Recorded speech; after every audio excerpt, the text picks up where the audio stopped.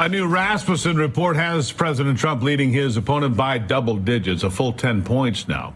President Trump coming in at 46% in the survey. Joe Biden picking up just 36% of the support. Robert F. Kennedy Jr. sits at 9 points in this latest survey. Key demographics like Hispanic, the young, black voters too, all ditching Biden this year. Like we shared at the top of the hour, they're out of here.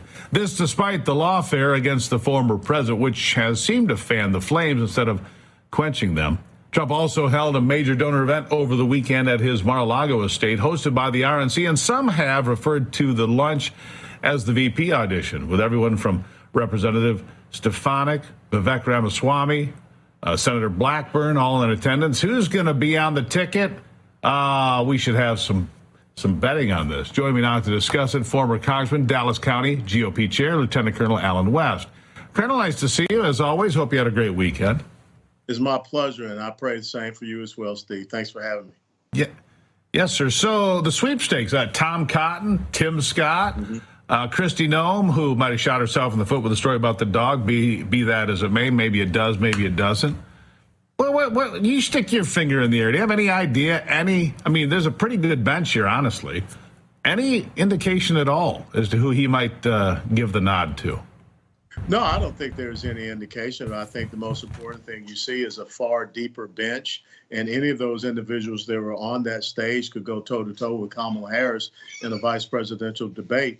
But without a doubt, what you saw was not just the ability to pick someone to be the vice presidential nominee, but also a good swath of people who could be cabinet members as well. So I think that this was a great way to showcase a lot of young and new talent that he has at his disposal. Yeah, and there is a lot of young and new talent. Now, I want to talk about something that just broke here a moment ago. I don't think it helps Joe Biden. Maybe it kind of stops the bleeding for a bit.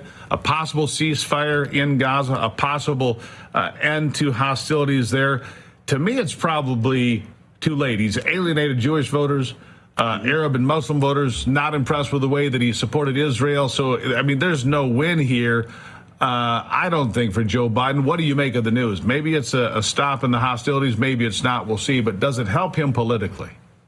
Well, I don't think it helps him politically in any way, shape, form, or fashion. I think the most important thing is that if you have any type of operational ceasefire, that all that does is enable Hamas to rearm, refit, reorganize, or reconstitute.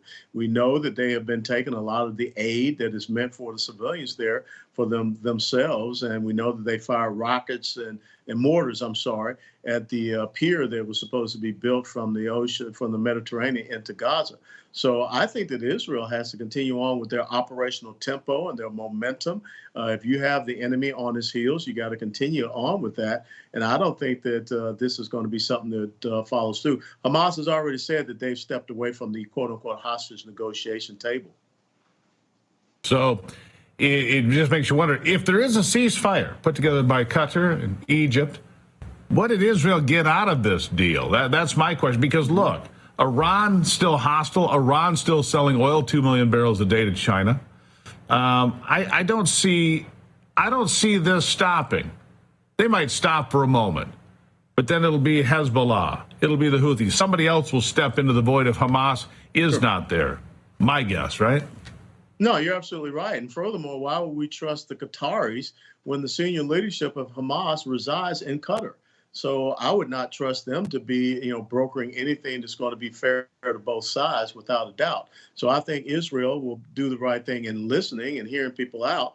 But if it's not going to be conditions that have been benefiting them, which means the destruction and the dismantling of Hezbollah, as well as Islamic Jihad, Al-Quds, Al-Aqsa Martyrs Brigade, and some means of stepping down on Hezbollah as well, no, they should not, continue. They should continue to press the attack and the offensive that they have. Rafah is the last major stronghold. They got to make sure that Hamas is eradicated. Yeah. This instability in the Middle East continues to, like I say, plague the Biden campaign. And earlier in the program, in case you missed it, Joe Biden's new plan, according to Politico and other reports, is to basically give shorter speeches, less public appearances, less comments, never going off script, less Joe Biden. They're going to try to put him back in the box, Alan. They're going to try to put him back in the box so you can't see him and hide him. That worked once during COVID. And people are like, well, it's COVID, this, that. He's an older guy, maybe. I don't think it works twice. No, you cannot go back to the well on this. It is absolutely dry. And furthermore, the president of the United States of America needs to be visible. He needs to be a leader, unless he believes in the principle of Barack Obama, who said that we would lead from behind, which means you're following. So you're going to see more of the circumstances, more of the issues, more of the incidents and things around him dictating who Joe Biden is and defining him, instead of him getting out there and being a proactive leader. And I don't think you're going to be successful in taking a behind-the-scenes approach. Yeah, I don't see it either. The Democrats are so far behind. Joe Biden's average approval numbers now below 40% again on Real Clear Politics. Is there anything that they could do at this point? The jobs number came in weak. The inflation numbers are too high. The border's wide open. They don't care to do anything about that. We're in wars and too many entanglements in Ukraine, and obviously this whole mess with Gaza.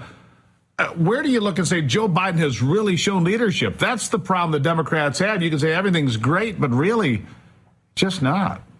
No, it is absolutely not. And even if you try to replace Joe Biden with someone else, they're going to be the exact same policies. So the progressive socialist left, this wing of the Democrat Party, who is out there supporting college students that are taking the side of Hamas, they have nowhere else to go.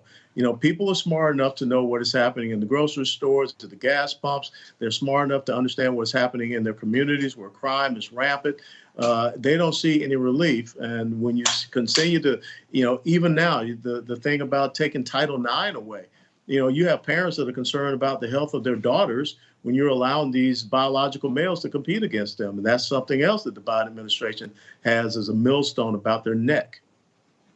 Yeah, and the problem is it takes states to say that's not going to happen, like Sarah Huckabee Sanders did here recently in Arkansas. So that's not going to happen in Arkansas. By the way, there's another good name to throw in the hat for vice president. Colonel, I always appreciate you. Thank you so much. God bless and God be with you, Steve. Thank you, and you too, my friend.